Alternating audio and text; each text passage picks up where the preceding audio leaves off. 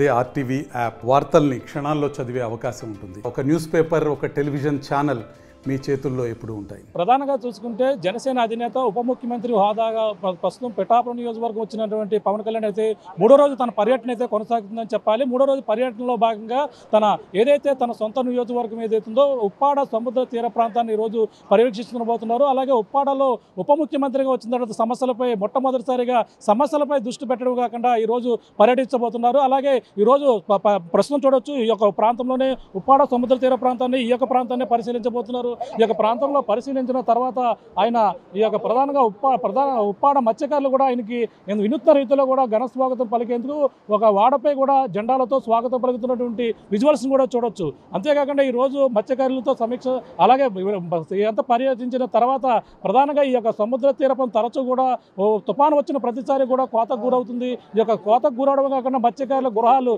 ఎన్నో వేల గృహాలు ఈ యొక్క సముద్ర కాలగర్భంలో కలిసిపోయాయి. ఇళ్ళు గుళ్ళు మొత్తం అన్ని కూడా సముద్రంలో కలిసిపోయిన పరిస్థితి ఉంది. ఈ నేపథ్యంలో మొట్టమొదటిసారిగా మూడో రోజు పర్యటనలో భాగంగా ఉప్పాడ సముద్ర తీర ప్రాంతాన్ని పరిశీలించడమే కాకుండా ఈ యొక్క మత్స్యకారుల సమస్యలను తెలుసుకోబోతారు. అలాగే మత్స్యకారుల సమస్యలు తెలుసుకున్న తర్వాత మధ్యాహ్నం నుంచి టీడీపీ, బీజేపీ అలాగే ఉమ్మడి అభ్యర్థులతో సమావేశం అవుతున్నారు. అలాగే సాయంత్రం కృతజ్ఞత సభగా ఈరోజు వారాహి విజయ సభను కూడా నిర్వహించబోతున్నారు. ప్రస్తుతం కూటమి ఈ యొక్క పవన్ కళ్యాణ్ గెలుపు కోసం కృషి చేసినటువంటి పిఠాపురం మాజీ ఎమ్మెల్యే వర్మ కూడా ఈ యొక్క మత్స్యకారులతో కలిసి సమస్యలను కూడా పవన్ కళ్యాణ్కి వివరించబోతున్నారు. చూడొచ్చు ఏ విధంగా మత్స్యకార గృహాలు ఏ విధంగా సముద్ర కాలగర్భంలో కలిసిపోయి గతంలో ఏ విధంగా ఇక్కడ కోతకు గురైన ప్రాంతాలని పరిశీలిస్తున్నారో చూడొచ్చు. ప్రస్తుతం స్థానిక మాజీ ఎమ్మెల్యే వర్మ గారు ఉన్నారు, మాట్లాడే ప్రయత్నం చేద్దాం.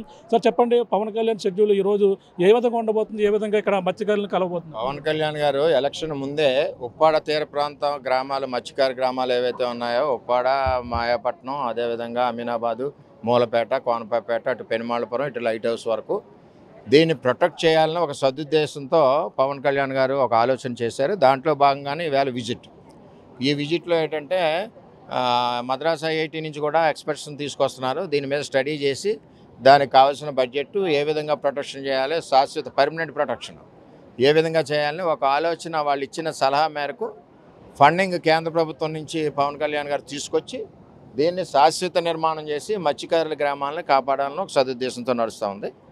ఇదివరకు కూడా తెలుగుదేశం ప్రభుత్వం ఉన్నప్పుడు ఒకసారి డిజాస్టర్ మేనేజ్మెంట్, ఇరిగేషన్ వీళ్ళందరూ ఆ కమిటీతో మీటింగ్ అయింది. అప్పుడు ప్రభుత్వం ఓడిపోవడం జరిగింది. ఆ ఫైల్ అక్కడికక్కడే ఉంది. ఇప్పుడు కొత్తగా పవన్ కళ్యాణ్ గారు దీని మీద దృష్టి పెట్టారు కాబట్టి ఇది పర్మనెంట్ సొల్యూషన్ అవుద్దని చెప్పి అందరికీ కూడా మత్స్యకారులందరికీ ఆశగా ఉంది. అదేవిధంగా హార్బర్ వచ్చేసరికి హార్బర్లో కూడా మత్స్యకారులు ఎంటర్ అయ్యి కూడా యాక్సిడెంట్ జోన్గా తయారైంది. 5 చనిపోవడం, 10 బోట్లు ఇప్పటికే విరిగిపోవడం ఇవన్నీ కూడా జరిగినాయి. ఇవన్నీ కూడా ఆయన దృష్టిలో పెట్టి టోటల్గా మత్స్యకార సమస్యలన్నీ కూడా ఇవాళ ఆయన రావడం వల్ల పవన్ కళ్యాణ్ గారు దృష్టిలో ఉండడం వలన ప్రభుత్వం దృష్టిలో కూడా పెట్టి పవన్ కళ్యాణ్ గారు వీటన్నిటి మీద చర్యలు తీసుకునే కార్యక్రమం చేయడానికి ఈవేళ అవకాశం ఉంది. ఇది ఒక మంచి రోజు అని చెప్పి నేను ఆలోచిస్తున్నాను. Master minds, the pride of India. Inter, MPC, BiPC, MEC, CEC చదివిన విద్యార్థులకు సీఏ మరియు సిఎంఏ ఫౌండేషన్ కొరకు నూతన బ్యాచెస్ ప్రారంభం. సాధారణంగా గతంలో మీరున్న సమయంలో కూడా ఈ యొక్క మొత్తం జియో ట్యూబ్ భారీగా ఎక్కువగా ఉండేది ఈ యొక్క ప్రాంతం అంతా కూడా. అలాగే కాకినాడ వరకు కూడా ఉండేది జియో ట్యూబ్ మొత్తం కూడా కలిసిపోయిన పరిస్థితి. ఎంతమంది ఈ యొక్క మత్స్యకారులు ఈ యొక్క ప్రభావానికి గురయ్యారు? సుమారు 200 నుంచి 300 మంది పైన ఉంటారు. 300 మంది 400 వరకు ఇల్లులు పోయిన కుటుంబాలు, వాళ్ళందరికీ కూడా పట్టాలు ఇవ్వాలి, ఇల్లులు కట్టించి కూడా ఇవ్వాలి. అవి కూడా మాట ఇచ్చాం. గత ప్రభుత్వంలో కూడా అయిన బోట్ యాక్సిడెంట్లకు కూడా మనం రీఎంబర్స్ చేస్తామని చెప్పి పవన్ కళ్యాణ్ కూడా మాట ఇవ్వడం జరిగింది. ఏదేమైనా ఈ సముద్రపు కోత చాలా దారుణంగా, దీనికి టెక్నికల్గా ఒక ఇష్యూ ఉంది. కాకినాడ పోర్ట్లో స్పర్రర్స్ కట్టి వాటర్ ఫోర్స్ని డైవర్షన్ చేస్తున్నారు, వేవ్స్ డైవర్షన్. ఆ డైవర్షన్ ఫోర్స్తో కొట్టి ఇటు ఉప్పాడిని, ఇటు అమీనాబాద్ని, కోనపేటని గట్టిగా కొట్టడం వల్ల ఊళ్ళోకి సముద్రం వచ్చేస్తుంది. టెక్నికల్ ఇష్యూ ఓవరాల్గా అక్కడ ఉంది ఇష్యూ. అది నేను ఎప్పటి నుంచో పోరాడుతూ ఉన్నాను. దాన్ని ఎవరో ఐడెంటిఫై చేయట్లేదు. రేపు కూడా మరి ఈవేళ కూడా నేను పవన్ కళ్యాణ్ గారికి అది ఎక్స్ప్లెయిన్ చేసి ఆ స్పర్రర్స్ మీద కూడా మరి ఏ విధమైన ఎంక్వైరీ చేయాలో ఎంక్వైరీ చేసి వాటి డైవర్షన్ కూడా మార్చడం వల్ల వేవ్స్ ఫోర్స్ కూడా తగ్గుద్దని చెప్పి నా యొక్క ఆలోచన. అది టెక్నికల్గా కరెక్ట్ అవునా కాదనేది టెక్నికల్ టీం నిర్ణయిస్తుంది. అంటే పర్యటన అనంతరం అలాగే టీడీపీ, బీజేపీ మొత్తం ఉమ్మడి అభ్యర్థులు కూడా సమావేశం ఉందన్నారు. తర్వాత వారాహి సభ కూడా ఎలా ఉండబోతుంది? వారాహి సభ బ్రహ్మాండంగా జరుగుద్ది. అందరూ అన్ని శ్రేణులు, టీడీపీ, జనసేన, బీజేపీ అన్ని శ్రేణులు, సామాన్య ప్రజలందరూ కూడా పాల్గొంటున్నారు. ఎందుకంటే ఆయన కృతజ్ఞత చెప్పాలని చెప్పి వస్తున్నారు. చాలా బ్రహ్మాండంగా జరుగుద్ది, సక్సెస్ అవుతుంది. చూస్తున్నా ఇది పరిస్థితి మనోజ్. ప్రధానంగా చూసుకుంటే ఏదైతే మనం ఉప్పాడ చూడొచ్చు, ఏ స్థాయిలో ఇక్కడ కోత గురైందో మొత్తం ఇటువంటి చిత్రాలను కూడా పవన్ కళ్యాణ్ పరిశీలించబోతున్నారు. భారీ స్థాయిలో ఇక్కడ కోత గురైనటువంటి చిత్రాలను ఇక్కడ ఫోటోల రూపంలో తిలకించేందుకు ఇక్కడ అంతా కూడా ఏర్పాట్లు చూడొచ్చు. ఏ స్థాయిలో కోత గురైనటువంటి ప్రాంతాలని గతంలో ఈ విధంగా ఉండేవి, తరచూ కూడా సముద్రం మీదకు వచ్చి ఈ విధంగా ఊరిని ముంచెత్తి కోత గురవుతున్నటువంటి పరిస్థితి ఉంది. ఈ నేపథ్యంలో మత్స్యకారులు ఒకప్పుడు ఇవన్నీ కూడా ఇక్కడ ఉండేవి, కానీ ప్రస్తుతం ఇప్పుడు ఉన్నటువంటి ప్రాంతంలో పూర్తిగా మొత్తం సముద్ర కాలగర్భంలో కలిసిపోయినటువంటి పరిస్థితి ఉంది. ఎంపీసీ బైపీసీ విద్యార్థులకి ఒక వరం CA/CMA కోర్సులు. CA/CMA చదివే విద్యార్థుల్లో 40% మంది ఎంపీసీ మరియు బైపీసీ విద్యార్థులే. మాస్టర్ మైండ్స్ బాధితులు ఇక్కడ భారీ ఎత్తున ఇక్కడంతా కూడా ఇక్కడ ఉన్నారు. వాళ్ళతో కూడా మాట్లాడే ప్రయత్నం చేద్దాం. ఇక్కడ ఉప్పాడకు సంబంధించిన నాయకులతో మాట్లాడదాం. చెప్పండి, ఇక్కడ సమస్యలపై దృష్టి పెట్టారు. ఇక్కడ ఉప్పాడలో ఎటువంటి సమస్యలు ఉన్నాయో మీకు చెప్తారు. గ్రామం కోతకు గురవుతుంది. ఇంచుమించు ఇప్పుడున్న ఉప్పాడ గ్రామం సగం సముద్రంలో కలిసిపోయింది. గత ప్రభుత్వాలు వచ్చి చూడడం, విజిట్ చేయడం, చూసిపోవడం తప్ప ఏమీ చేసింది లేదు. అయితే ఒక మాట, నేను పెద్ద మాట పలకాలి, మహానుభావుడిగా పవన్ కళ్యాణ్ గారిని చూస్తున్నాం. మరి ఉప్పాడ వచ్చి ఈ రాళ్ళగట్టు కోసం నేను మాట ఇచ్చాను, ఆ ప్రజల కోసం నా ఊరిని నేను కాపాడాలనే ఉద్దేశంతో ఆ మహానుభావుడు వచ్చి ఈవేళ ఆ రాళ్ళగట్టు విషయంలో, జియో ట్యూబ్ విషయంలో ముందుకుండి సత్వరం ఆ కార్యక్రమం అంతా చేపడతానని చెప్పేసి ఆయన మాట ఇచ్చి ఉన్నాడు. ఆ మాట ఇచ్చిన ప్రకారం ఆయన వస్తున్నాడు. ఇప్పుడు ఆ పని మాకు చక్కగా చేసి పెడుతున్నారు. ఇంకా రెండవది హార్బర్, ఫిషింగ్ హార్బరు. మేము ఈ కమిటీ 24 కమిటీ 4 పంచాయతీలకి 24 కమిటీ మత్స్యకారుల కమిటీ ఉంటే మా వర్మ గారు లాస్ట్ టైం హార్బర్ నిమిత్తం అన్ని కంపెనీలని తీసుకొచ్చి ఓకే చేసిన తర్వాత 240 కోట్లు శాంక్షన్ అయింది. తర్వాత ప్రభుత్వం మా దురదృష్టం కొలిది మరి మేము పోవడం జరిగింది. తర్వాత జగన్మోహన్ రెడ్డి గారు వచ్చారు. ఆయన 14 హార్బర్లు కట్టిస్తా అని చెప్పేసి ఉప్పాడికి మా కమిటీ ద్వారా ఒక నమూనా తీసుకున్నారు. నమూనాని బ్లూ ప్రింట్ ఇచ్చి ఇలా వస్తుందని చెప్పారు. మేము కూడా దానికోసం వెయిట్ చేసాం. కానీ ధర్మేళ జగన్మోహన్ రెడ్డి గారు రావటం వల్ల ఆయన ఎక్కడ సర్వే చేసుకున్నాడో, ఎలా చేశాడో, ఈ కలకత్తా కానీ అలాగే కేరళ కానీ మద్రాస్ కానీ ఎక్కడ లేని హార్బర్ ఇక్కడ కట్టి ఏ నమూనా తీసుకుని కడుతున్నాడో తెలియదు. హార్బరు ప్రజలకు నష్టమయ్యే విధంగా కడుతున్నాడు. హార్బర్ అనగా ఇప్పుడు రాబోతున్నారు.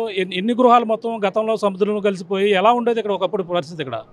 ఇక్కడ ఇంచుమించు 400 నుంచి 500 గృహాలు సముద్రంలో కలిసిపోయాయండి. ఇకపోతే మాట ఇచ్చిన ప్రభుత్వం, గత ప్రభుత్వం చేయలేదు. ఈ 5 సంవత్సరాల్లో ఇంచుమించు నాకు తెలుసుగా ఒక 150 ఇళ్ళు కొట్టుకుపోయాయండి. ఇప్పుడు ఈయన మాట ఇచ్చాడు. మాట ఇచ్చిన ప్రకారంగా ఫస్ట్నే చంద్రబాబు నాయుడు గారు ఏ ఫైల్ మీద సంతకాలు పెట్టారో అలాగే చేశారు.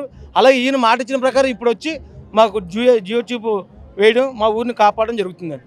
చెప్పండి, మీరు ఉప్పాడ వాసులుగా మీరు పవన్ కళ్యాణ్ ఉప ముఖ్యమంత్రి హోదాలో సమస్యలపై దృష్టి పెట్టారు. రావడంతోనే ఎలా గురైనటువంటి ఈ మత్స్యకార తీర ప్రాంతాలనే మా మత్స్యకార తీర ప్రాంతాల వాటి కోసం, అలాగే స్థానికంగా ఇక్కడ వైఎస్ జగన్మోహన్ రెడ్డి గారు హార్బర్ కడేస్తాం, పూర్తి చేస్తాం అని చెప్పి మున్సిపాలిటీగా హామీలు ఇచ్చి దాన్ని సరిగ్గా పూర్తి చేయకపోవడం వల్ల ఎన్నో బోట్లు కూడా నష్టం వచ్చి ప్రాణహానిలు కూడా చాలా వరకు జరిగాయి. ప్రభుత్వం నుంచి కూడా ఎటువంటి స్పందన రాలేదు గత ప్రభుత్వం నుంచి.